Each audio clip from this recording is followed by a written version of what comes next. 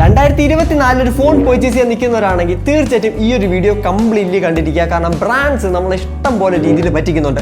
അതിപ്പോൾ ഡിസ്പ്ലേ ആയാലും ക്യാമറ ആയാലും പെർഫോമൻസ് ആയാലും എല്ലാ രീതിയിലും നമ്മളെ നല്ലോണം പറ്റിക്കുന്നുണ്ട്. അതുകൊണ്ട് തന്നെ ഈ ഒരു വീഡിയോ വളരെ യൂസ്ഫുൾ ആയിരിക്കും. ആൻഡ് ഫസ്റ്റ് ഓഫ് ഓൾ എനിക്ക് പറയാനുള്ളത് നമ്മുടെ ഫോൺസിലെ ഡിസ്പ്ലേ പറ്റിയാണ്. നമുക്കിപ്പോൾ 10,000 രൂപ ബഡ്ജറ്റ് ഉണ്ടെങ്കിൽ മെയിനായിട്ട് നോക്കേണ്ടത് അതിൻ്റെ ഡിസ്പ്ലേ ആണ്. കാരണം 10,000 രൂപ പ്രൈസ് പോയിന്റിന് ഇപ്പോൾ അത്യാവശ്യം നല്ല ഫോൺസൊക്കെ മേടിക്കാൻ പറ്റും. പക്ഷേ ഡിസ്പ്ലേ റെസൊല്യൂഷൻ നോക്കുകയാണെങ്കിൽ HD+ റെസൊല്യൂഷനൊക്കെയാണ് മിക്ക ബ്രാൻഡ്സ് ഓഫർ ചെയ്യുന്നത്. അതിനിപ്പോൾ വിവോ ആയാലും ഓപ്പോ ആയാലും മോട്ടറോള ആയാലും റെഡ്മി ആയാലും ഇപ്പോൾ IQOO വരെ ആ ഒരു ലിസ്റ്റിൽ വന്നിട്ടുണ്ട്. അതായത് 10,000 രൂപയ്ക്ക് HD+ റെസൊല്യൂഷനൊക്കെയാണ് തരുന്നത്. സിമ്പിളായിട്ട് പറഞ്ഞു കഴിഞ്ഞാൽ ഈ ഒരു HD+ റെസൊല്യൂഷൻ എന്ന് പറയുന്നത് അത്ര ഷാർപ്പൊന്നുമല്ല. നമുക്ക് ഈ പിക്സൽസ് ഒക്കെ നമുക്ക് ഓരോ ഐക്കൺസിലും നമ്മൾ എന്തെങ്കിലും വീഡിയോസ് കാണുമ്പോഴൊക്കെ കാണാൻ പറ്റും. അതുകൊണ്ട് തന്നെ എപ്പോഴും ഫുൾ HD+ റെസൊല്യൂഷൻ മാത്രം ചൂസ് ചെയ്യുക. അതുകൊണ്ട് തന്നെ എല്ലാവരുടെ അടുത്തും ഞാൻ പറയുന്ന ഒരു ഫാക്ടറാണ് 10,000 രൂപ മിനിമം മുടക്കുന്നുണ്ടെങ്കിൽ ഇതുപോലത്തെ HD+ പാനൽസ് അവോയ്ഡ് ചെയ്തിട്ട് ഫുൾ HD പാനൽസ് നോക്കി പർച്ചേസ് ചെയ്യുക. അല്ലെങ്കിൽ നിങ്ങളുടെ വീഡിയോ കാണുന്ന എക്സ്പീരിയൻസും അല്ലെങ്കിൽ ഫോൺ യൂസ് ചെയ്യുമ്പോൾ തന്നെ നല്ല ഡിഫറൻസ് ഫീൽ ചെയ്യാൻ പറ്റും. അത്ര ക്വാളിറ്റി ഒന്നും ഡിസ്പ്ലേ സൈഡിൽ തോന്നത്തില്ല. ഇനിയിപ്പോൾ പല ആൾക്കാരും പറയും ചില ഫോൺസിൽ 120 ഹെർട്സിൻ്റെ റീഫ്രഷ് റേറ്റ് ഉണ്ട്, 90 ഹെർട്സിൻ്റെ റീഫ്രഷ് റേറ്റ് ഉണ്ട്, അതൊക്കെ പ്രൊവൈഡ് ചെയ്യുന്നില്ല എന്ന് ചോദിച്ചു കഴിഞ്ഞാൽ അതെല്ലാം ഉണ്ട്. പക്ഷേ ഏറ്റവും ബേസിക് ആയിട്ടുള്ള ഒരു ഫാക്ടർ എന്ന് പറയുന്നത് നല്ല ക്വാളിറ്റി അല്ലെങ്കിൽ നല്ല വ്യൂയിങ് ആംഗിളൊക്കെ ഉള്ള നല്ല ക്വാളിറ്റി ഡിസ്പ്ലേ വേണമെന്നാണ്. പിന്നെ ഇപ്പോൾ ഞാൻ TN പാനൽസിനെ പറ്റിയും IPS പാനലും AMOLED പാനലിൻ്റെ ഡിഫറൻസ് പറയുന്നില്ല. കാരണം 10,000 റുപ്പീസിന് മിക്ക പാനൽസും IPS പാനലാണ്.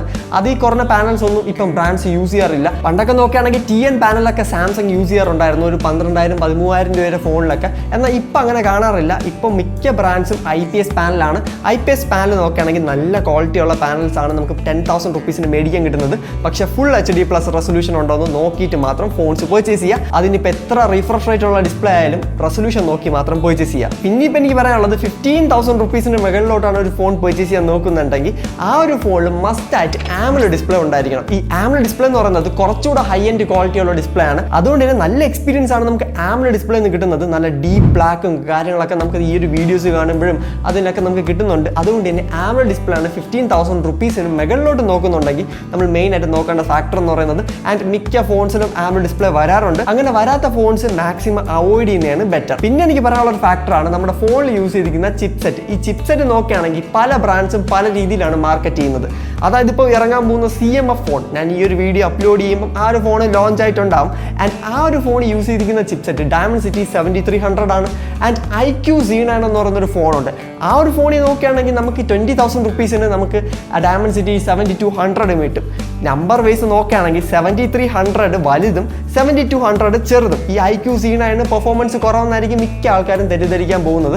എന്നാൽ ഓപ്പോസിറ്റ് ആണ് സംഭവം എന്ന് പറയുന്നത്. ഈ Dimensity 7300 7200-നേക്കാളും പെർഫോമൻസ് കുറഞ്ഞൊരു ചിപ്സെറ്റ് ആണ്. ആൻഡ് ബ്രാൻഡ്സ് ഇത് നല്ലോണം യൂസ് ചെയ്യുന്നുണ്ട്. 7300 ഇത്ര പെർഫോമൻസ് ഉണ്ട്, ഇതിന്റെ കോമ്പറ്റീറ്റേഴ്സിനെ വെച്ച് ബെഞ്ച് മാർക്ക് ഒക്കെ നമ്മുടെ ബ്രാൻഡ്സ് കാണിക്കാറുണ്ട്. ബട്ട് റിയാലിറ്റി എന്ന് പറയുന്നത് നമ്മുടെ Dimensity 7200 ആണ് പെർഫോമൻസ് കൂടുതലായിട്ടുള്ളത്. അതുകൊണ്ട് തന്നെ ഈ ബ്രാൻഡ്സ് ഒരിക്കലും 7200 7300 ആയിട്ട് ഒരിക്കലും കമ്പയർ ചെയ്യാൻ പോകുന്നില്ല. അത് നത്തിങ് തന്നെ നമുക്കൊരു എക്സാമ്പിൾ ആയിട്ട് കാണിച്ചു തന്നിട്ടുണ്ട്.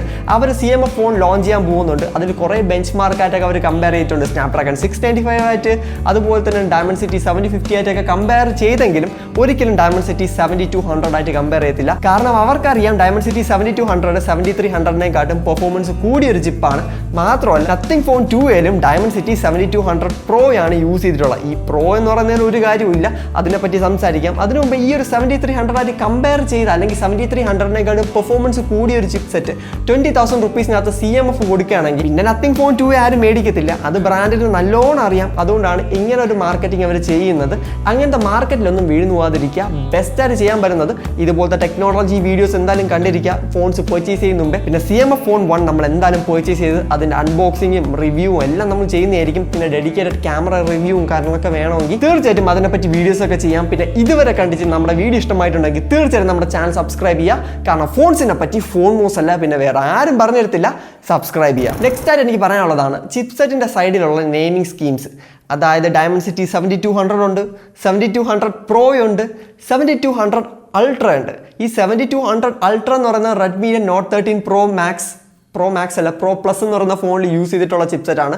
അതിൻ്റെ പ്രൈസ് നോക്കുകയാണെങ്കിൽ ആ റെഡ്മിയുടെ ഫോണിൻ്റെ പ്രൈസ് നോക്കുകയാണെങ്കിൽ മോർ ദാൻ 30,000 റുപ്പീസ് ആണ്. അതേസമയത്ത് നമ്മുടെ നത്തിങ് ഫോൺ 2-ന്റെ പ്രൈസ് നോക്കുകയാണെങ്കിൽ 24,000 റുപ്പീസ് ആണ്. അതിൽ നോക്കുകയാണെങ്കിൽ Dimensity 7200 Pro ആണ്. നേരത്തെ അൾട്ര കണ്ടു, ഇപ്പം പ്രോ ആയി. ആൻഡ് ഫൈനലി ഡയമൻസിറ്റി 7200 നമുക്ക് IQOO Z9 മേടിക്കാൻ കിട്ടും. ആക്ച്വലി പെർഫോമൻസ് ബേസ് 3 ഫോണും സെയിം ആണ്.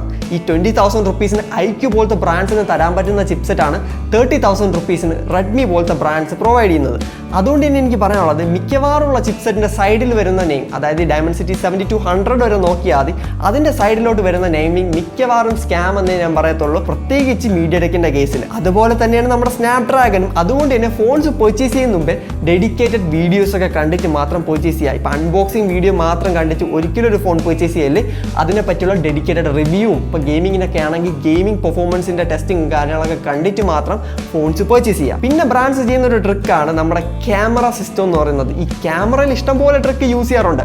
പണ്ടൊക്കെ നോക്കുകയാണെങ്കിൽ ഡെപ്ത് മാക്രോ ഒക്കെ വെച്ച് 4 ക്യാമറ കാണിക്കാൻ വേണ്ടി ചുമ്മാ സെൻസേഴ്സ് വയ്ക്കാറുണ്ടായിരുന്നു. ബട്ട് ഇപ്പോൾ അത് കുറയുന്നുണ്ട്. എന്നിരുന്നാലും ഇപ്പോൾ CMF പോലത്തെ ബ്രാൻഡ്സ് ഡെപ്ത് സെൻസറൊക്കെ യൂസ് ചെയ്ത് എന്തോ ഹൈ ക്വാളിറ്റി ഫോട്ടോസൊക്കെ എടുക്കാൻ പറ്റുമെന്ന് പറയുന്നുണ്ട്. ആക്ച്വലി അതിൻ്റെ സയൻറ്റിഫിക് സംഭവം എന്ന് പറയുന്നത് ഡെപ്ത് സെൻസർ ഉണ്ടെന്ന് പറഞ്ഞ് അതിന് യൂസ് ഉണ്ട്. ഡെപ്ത് സെൻസർ വയ്ക്കുന്നതുകൊണ്ട് ഒരു ഫോണിന് പോർട്രേറ്റ് ഇമേജസ് ഇമ്പ്രൂവ് ആകും. എന്നാൽ അതിൻ്റെ വേറൊരു സൈഡ് നോക്കുകയാണെങ്കിൽ മോഡേൺ ഫോൺസിനൊന്നും ഡെപ്ത് സെൻസറിൻ്റെ ആവശ്യം വരുന്നില്ല 95% ടൈമിലും. 95 അല്ല 99% ഈ ഡെപ്ത് സെൻസറിൻ്റെ യൂസ് വരുന്നില്ല. അത്രമാത്രം അഡ്വാൻസ് ആയിട്ടുണ്ട് ഇപ്പോൾ ഉള്ള ചിപ്സെറ്റൊക്കെ നോക്കുകയാണെങ്കിൽ. അതുകൊണ്ട് തന്നെ ഈ ഒരു ഡെപ്ത് സെൻസർ ഒരു സ്കാമാണ്. പിന്നെ മാക്രോ സെൻസർ മിക്ക ഫോൺസിലും ഇപ്പോൾ മോട്ടറോള പോലത്തെ ബ്രാൻഡ്സ് ചെയ്യുന്നത് അൾട്രാ വൈഡ് ആംഗിളിൽ ഓട്ടോ ഫോക്കസ് കൊടുത്തു കഴിഞ്ഞാൽ മാക്രോ ഫോട്ടോസ് എടുക്കാൻ പറ്റും. അത് യൂസബിൾ ആണ്. ആ ഒരു മാക്രോ ഫോട്ടോസ് യൂസബിൾ ആണ്. എന്നാൽ ഡെഡിക്കേറ്റഡ് ആയിട്ട് 2 മെഗാ പിക്സലിൻ്റെ മാക്രോ സെൻസർ വരുന്ന ഫോൺസിൻ്റെ മാക്രോ പെർഫോമൻസ് നോക്കുകയാണെങ്കിൽ വൻ ദുരന്തമാണ്, യൂസ് ചെയ്യാൻ പറ്റത്തില്ല. അതുകൊണ്ട് തന്നെ അങ്ങനെ അൾട്രാ വൈഡ് ആംഗിൾ ക്യാമറയിൽ ഓട്ടോ ഫോക്കസ് ഉള്ള ഫോൺസ് നോക്കിയെടുക്കുകയാണെങ്കിൽ നല്ല ഫോട്ടോസ് നമുക്ക് മാക്രോ ഫോട്ടോസ് എടുക്കാൻ പറ്റും. അല്ലാത്ത ഫോൺസ് മാക്രോ ലെൻസ് ആയിട്ട് ഡെഡിക്കേറ്റഡ് 2 മെഗാ പിക്സലൊക്കെ കൊടുക്കുന്നത് യൂസ്ലെസ് ആണെന്ന് എനിക്ക് പറയാനുള്ളൂ. പിന്നെ മെയിൻ സെൻസറിന് ഒരു ട്രിക്ക് ഉണ്ട്. മെയിൻ സെൻസറിൽ 108 മെഗാ പിക്സൽ 200 മെഗാ പിക്സലൊക്കെ മിക്ക ബ്രാൻഡ്സും കൊടുക്കുന്നുണ്ട്. പക്ഷേ അതിൻ്റേതായിട്ടുള്ള ക്വാളിറ്റി ഒന്നും നമുക്ക് കാണാൻ പറ്റത്തില്ല. ഇപ്പോൾ ബഡ്ജറ്റ് സീരീസ് നോക്കുകയാണെങ്കിൽ ഇപ്പോൾ റെഡ്മി റീസെൻ്റ് ആയിട്ട് ലോഞ്ച് ചെയ്ത ഒരു ഫോണിൽ നമുക്ക് 108 മെഗാ പിക്സൽ കാണാൻ പറ്റുന്നുണ്ട്. അണ്ടർ 15,000 റുപ്പീസിനാണ് ആ ഒരു ഫോൺ ലോഞ്ച് ആയിട്ടുള്ളത്. ആക്ച്വലി മെഗാ പിക്സൽ കൂടിയെന്നും പറഞ്ഞ് നല്ല ക്വാളിറ്റി ഔട്ടൊന്നും കിട്ടത്തില്ല. എന്നാൽ ഒരു മിനിമം മെഗാ പിക്സൽ കൊടുക്കുന്നത് നല്ലതായിരിക്കും. അത് ഡിപ്പെൻഡിങ് ഓൺ ദ സെൻസർ. എന്നാൽ ഇവിടെ 108 മെഗാ പിക്സലിൻ്റെ ആവശ്യമുണ്ടോ എന്ന് ചോദിച്ചു കഴിഞ്ഞാൽ ഒട്ടും തന്നെ ഇല്ല. 108 മെഗാ പിക്സൽ എന്ന് പറയുന്നത് ആ ഒരു പ്രൈസ് സെഗ്മെൻറ്റിൽ ഒരു വേസ്റ്റ് സംഭവമാണ്. മാത്രമല്ല 108 മെഗാ പിക്സലിൽ ആ ഒരു ബഡ്ജറ്റ് ഡിവൈസിലൊക്കെ നമ്മളൊരു ഫോട്ടോ എടുക്കുകയാണെങ്കിൽ അത്രമാത്രം ലാഗ് ആവാനുള്ള ചാൻസ് ഉണ്ട്. എന്നാൽ വേറൊരു സൈഡിൽ നോക്കുകയാണെങ്കിൽ നമുക്ക് ഓപ്പോ പോലത്തെ ബ്രാൻഡ്സ്, ഓപ്പോൻ്റെ F27 Pro Plus എന്ന് പറയുന്ന ഫോണുണ്ട്. അതിൽ ആക്ച്വലി 8 മെഗാ പിക്സലിൻ്റെ സെൽഫി ക്യാമറയാണ് 28,000 റുപ്പീസിന് തരുന്നത്. പല ആൾക്കാരും പറയും മെഗാ പിക്സലിൻ്റെ കാര്യമില്ല, അതില്ല ഇതില്ല എന്നൊക്കെ പറഞ്ഞു കഴിഞ്ഞാലും ഈ 8 മെഗാ പിക്സൽ സെൻസർ എന്ന് പറയുന്നത് അവർ യൂസ് ചെയ്യുന്ന സെൻസർ ഒട്ടും തന്നെ പോരാ. അതുപോലെ തന്നെയാണ് ഇപ്പോൾ 8 മെഗാ പിക്സൽ സെൻസറിൽ ഒരിക്കലും 4K റെക്കോർഡ് ചെയ്യാൻ പറ്റത്തില്ല. പിന്നെ ഒരു കാര്യം, റിയൽമി പോലത്തെ ബ്രാൻഡ്സോ അല്ലെങ്കിൽ ഓപ്പോ പോലത്തെ ബ്രാൻഡ്സോ 16 മെഗാ പിക്സലിൽ പോലും 4K റെക്കോർഡിംഗ് തരാറില്ല. അതൊക്കെ ശരി തന്നെയാണ്. പക്ഷേ ബേസിക് റിക്വയർമെൻ്റ് ആയിട്ടുള്ള ഒരു ക്വാളിറ്റി ഉണ്ട്, അത് ആ ഫോൺസിനൊന്നും പ്രൊവൈഡ് ചെയ്യാൻ പറ്റുന്നില്ല. അതുകൊണ്ടാണ് ഞാൻ അങ്ങനെ ഓപ്പോൻ്റെ ഫോൺസ് അങ്ങനെ റെക്കമെൻഡ് ചെയ്യാത്തത്. പിന്നെ ഓപ്പോൻ്റെ റെനോ സീരീസും വിവോൻ്റെ ഒക്കെ ചില സ്മാർട്ട് ഫോൺസ് ഒക്കെ അത്യാവശ്യം നല്ലത് തന്നെയാണ്. ഇപ്പോൾ എല്ലാ ഫോൺസും കൊള്ളത്തില്ലെന്നല്ല ഞാൻ പറയുന്നത്. പക്ഷേ ചില ഫോൺസിൻ്റെ ഒക്കെ മാർക്കറ്റിംഗ് ഭയങ്കര ഹൈ ആയിരിക്കും, അതിൻ്റെ ആക്ച്വൽ പെർഫോമൻസ് വളരെ താഴെ ആയിരിക്കും. ഇപ്പോൾ എപ്പോഴും പറയും പോലെ റിവ്യൂസ് ഒക്കെ കണ്ടിട്ട് മാത്രം ഫോൺസ് പർച്ചേസ് ചെയ്യുക. പിന്നെ അതേ സെയിം ഫോൺ നമ്മുടെ ഓപ്പോൻ്റെ F27 Pro Plus എന്ന് പറയുന്ന ഫോണിൽ ഇഷ്ടംപോലെ ഡ്യൂറബിലിറ്റി ഫീച്ചേഴ്സും IP റേറ്റിംഗ് ഒക്കെ അങ്ങനെ ഹൈ ആയിട്ട് കൊടുത്തിട്ടുണ്ട്. ഈ IP റേറ്റിംഗും ഒരു സ്കാം തന്നെയാണ്. ഈ IP റേറ്റിംഗ് ഉള്ള ഫോൺ വെള്ളത്തിൽ മുക്കിയപ്പോൾ ഫോൺ അടിച്ച് പോയിട്ടുണ്ടെങ്കിൽ അതിനിപ്പോൾ ആപ്പിൾ ആയാലും സാംസങ് ആയാലും ഏതൊരു ബ്രാൻഡും വാറണ്ടി തരത്തില്ല. അതുകൊണ്ട് തന്നെ അതും ഒരു ഗിമിക്കി ഫീച്ചറാണ്. ഒരു എക്സ്ട്രാ ലെയർ ഓഫ് സെക്യൂരിറ്റി ആയിട്ട് കാണാൻ പറ്റും. നമ്മുടെ ഫോൺ ഇപ്പം വെള്ളം നനഞ്ഞാൽ കുഴപ്പമില്ലെന്ന് നമുക്ക് വിശ്വസിച്ചിരിക്കാം. അല്ലാതെ നമ്മൾ എപ്പോഴും വെള്ളത്തിൽ കൊണ്ട് മുക്കണമെന്നോ അങ്ങനെയൊന്നും നമുക്ക് പറയാൻ പറ്റത്തില്ല. പിന്നൊരു സ്കാമാണ് നമ്മുടെ ഫോണിൽ ഗൊറില്ല ഗ്ലാസ് ഇന്നൊരു സീരീസ് കൊടുത്ത് അല്ലെങ്കിൽ നമ്മുടെ വാൾനട്ടൊക്കെ അടിച്ച് പൊട്ടിക്കുന്ന ഫോണിൻ്റെ ഡിസ്പ്ലേ വെച്ചൊക്കെ കാണിക്കുന്നുണ്ട്. ആക്ച്വലി അതും ഒരു സ്കാമാണ്. ഈ വാൾനട്ടൊക്കെ അടിച്ച് പൊട്ടിക്കുന്ന പല വീഡിയോസ് നമുക്ക് സോഷ്യൽ മീഡിയയിൽ കാണാൻ പറ്റും. ആ പൊട്ടിക്കുന്ന വാൾനട്ടൊക്കെ പേപ്പർ ഷെൽ വാൾനട്ടാണ്. അതിപ്പോൾ ഏത് ഫോൺ അടിച്ചാലും പൊട്ടും. അപ്പോൾ എനിക്ക് മെയിനായിട്ട് പറയാനുള്ളത്, ഒരു ഫോൺ പർച്ചേസ് ചെയ്യുമ്പോൾ നല്ലൊരു കേസും ടെമ്പർ ഗ്ലാസ് ഒട്ടിക്കുക. അതിനിപ്പോൾ ഏത് സീരീസ്, ഏത് ഗൊറില്ല ഗ്ലാസ് വിക്ടസ് 2 ആയാലും എത്ര കൂടിയ ഗ്ലാസ് യൂസ് ചെയ്തെന്ന് പറഞ്ഞാലും ടെമ്പർ ഗ്ലാസും കേസ് യൂസ് ചെയ്യാൻ നിങ്ങളുടെ ഫോൺ പ്രൊട്ടക്ട് ചെയ്യണമെന്ന് ആഗ്രഹമുണ്ടെങ്കിൽ, അല്ലെങ്കിൽ കുഴപ്പമില്ല, നിങ്ങൾക്ക് ഇപ്പോൾ സ്ക്രാച്ച് ആയ കുഴപ്പമില്ല, ഈസി ആയിട്ട് ഫോൺ റീപ്ലേസ് ചെയ്യാനൊക്കെ ഒരു കുഴപ്പമില്ലെങ്കിൽ അതിനൊന്നും ആവശ്യം വരുന്നില്ല. നിങ്ങളുടെ ഇഷ്ടമാണ്, നിങ്ങൾക്ക് എങ്ങനെ വേണം യൂസ് ചെയ്യാം. ബട്ട് ഞാൻ റെക്കമെൻഡ് ചെയ്യുന്നത് എപ്പോഴും നല്ലൊരു കേസും ഒരു ടെമ്പർ ഗ്ലാസ്സിലും ഇൻവെസ്റ്റ് ചെയ്യുന്നത് ബെറ്റർ ആയിരിക്കും. അപ്പോൾ ഇത്ര മാത്രമാണ് ഈ ഒരു വീഡിയോയിൽ എനിക്ക് പറയാനുള്ളത്. പല രീതിയിലാണ് നമ്മുടെ ബ്രാൻഡ് സ്കാം ചെയ്യുന്നത്. അങ്ങനത്തെ സ്കാമിലൊന്നും പോയി പെടാതിരിക്കുക. ഇങ്ങനെ സ്കാം എന്ന് ഞാൻ പറയുന്നതിന് മെയിൻ റീസൺ അവർ മാർക്കറ്റ് ചെയ്യുന്നത് ഇത്ര മാത്രമായിരിക്കും, പക്ഷേ ആക്ച്വൽ പ്രോഡക്റ്റിൽ ഇത്ര മാത്രമേ അതിൻ്റെ ഒരു ക്വാണ്ടിറ്റി ക്വാളിറ്റി കാണത്തുള്ളൂ, അല്ലെങ്കിൽ അതിൻ്റെ ഒരു പെർഫോമൻസ് കാണത്തുള്ളൂ. അപ്പോൾ എപ്പോഴും ഒരു ഫോൺ പർച്ചേസ് ചെയ്യുന്ന മുമ്പേ കുറേ റിവ്യൂസ് കാണാം, മിനിമം ഒരു 10 റിവ്യൂസ് കാണാം. അൺബോക്സിങ് വീഡിയോസ് ഒന്നും കണ്ടിട്ട് ഫോൺ പർച്ചേസ് ചെയ്യല്ലേ. പിന്നെ ഏതൊക്കെ ബഡ്ജറ്റിൽ ഏതൊക്കെ ഫോൺ പർച്ചേസ് ചെയ്യണമെന്ന് ഡൗട്ട് ഉണ്ടെങ്കിൽ തീർച്ചയായിട്ടും ഈ വീഡിയോസ് ഒന്ന് ചെക്കൗട്ട് ചെയ്ത് നോക്കുക. നമ്മൾ എല്ലാ ബഡ്ജറ്റിലും ഫോൺസ് റെക്കമെൻഡ് ചെയ്യുന്നുണ്ട്, അതൊക്കെ ഒന്ന് ചെക്കൗട്ട് ചെയ്ത് നോക്കുക. അപ്പോൾ ഈ ഒരു വീഡിയോ ഇഷ്ടമായ നമ്മുടെ ബാക്കിയുള്ള വീഡിയോസ് ചെക്കൗട്ട് ചെയ്തിട്ട് ചാനൽ സബ്സ്ക്രൈബ് ചെയ്യുക. ദിസ് ഈസ് ഫോൺ മോസ്. അടുത്ത വീഡിയോ കാണാം. Good by.